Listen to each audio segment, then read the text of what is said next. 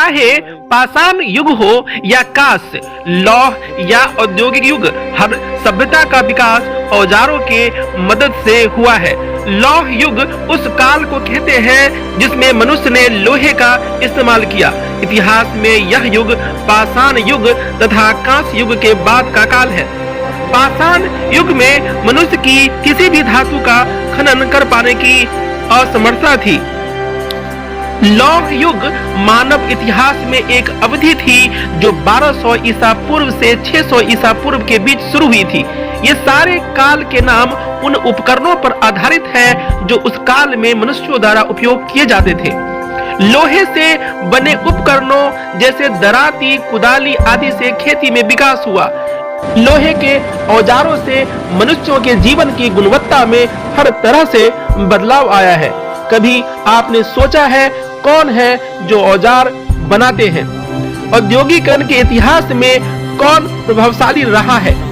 कुछ लोग हैं जो चीजें बनाते हैं और फिर कुछ ऐसे हैं जो उन्हें बनाने वाले औजार बनाते हैं। जिसने इन औजारों को बनाया उसे आज हम लोहार के नाम से जानते हैं। लोहार समाज ही है जिसके बिना सभ्यता का विकास संभव ही नहीं था।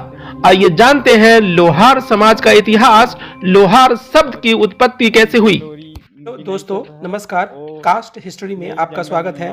हम भारतीय जातियों और समाज के गौरवशाली इतिहास को आगे लाने का प्रयास कर रहे हैं। आप हमारे चैनल को जरूर सब्सक्राइब करें और हाँ, बेल आइकन जरूर दबाएं ताकि हमारी हर नई वीडियो की नोटिफिकेशन आप तक पहुंचती रहे। लोहार, लोहरा, लोहारा सुनने में तो एक जैसा लगता है पर इनके समानता पर लोगों में मतभेद है।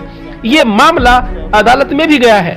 The tribes and castes of Bengal किताब को जो हर्बर्ट होप रिसले के द्वारा 1892 में लिखी गई थी, उनके अनुसार लोहार बिहार, छोटा नागपुर और पश्चिमी बंगाल में पाए जाने वाले ऐसे लोगों का समूह है जिसमें कई अलग अलग जनजातियों और जातियों के सदस्य शामिल हैं, जिन्होंने देश के विभिन्न हिस्सों में लोहे का काम करके अपना पेशा अपनाया। झारखंड में लोहार का स्थानीय रूप से लोहरा या लोहारा के नाम से भी जाना जाता है। प्राचीन काल से ही लोहा या इस्पात से विभिन्न प्रकार की वस्तुओं का बनाना इनका पारंपरिक कार्य रहा है, इसलिए इन्हें लोहार कहा जाता है। यह हथौड़ा, छेनी और भाती आदि औजारों का प्रयोग करके दरवाजा, ग्रिल, रेलिंग, कृषि उपकरण, बर्तन और हथियार आदि बनाते हैं। अधिकांश लोहार अभी भी धातु निर्माण के अपने पारंपरिक व्यवसाय से जुड़े हुए हैं। हालांकि यह जीवन यापन के लिए खेती बाड़ी तथा अन्य काम धंधा भी करने लगे हैं। प्राचीन काल से ही इनका समाज में महत्वपूर्ण स्थान रहा है।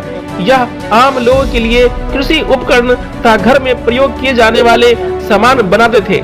साथ ही यह राजा महाराजा के सेनाओं के लिए हथियार भी बनाते थे। धर्म से यह हिंदू, मुसलमान या सिख हो सकते हैं। भारत में निवास करने वाले अधिकांश लोहार हिंदू धर्म को मानते हैं। यह भगवान विश्वकर्मा और हिंदू अन्य देवी देवताओं की पूजा करते हैं। धार्मिक आधार पर हिंदू लोहार को विश्वकर्मा के रूप में भी जाना जाता है, जबकि मुस्लिम लोहार सैफी कहलाते हैं। यह भगवान विश्वकर्मा के वंशज होने का दावा करते हैं। अलग अलग राज्यों में इनके अलग अलग उपनाम हैं। बिहार और उत्तर प्रदेश में प्रमुख उपनाम विश्वकर्मा और ठाकुर है। दिल्ली में इनके उपनाम हैं लोहार, मिस्त्री और पांचाल। लोहार जाति दो उप समूहों में विभाजित है, गढ़िया लोहार और मालविया लोहार। हिमाचल प्रदेश में तारखान और लोहार दो जातियां हैं। सिख लोहार को तारखान के नाम से जाना जाता है।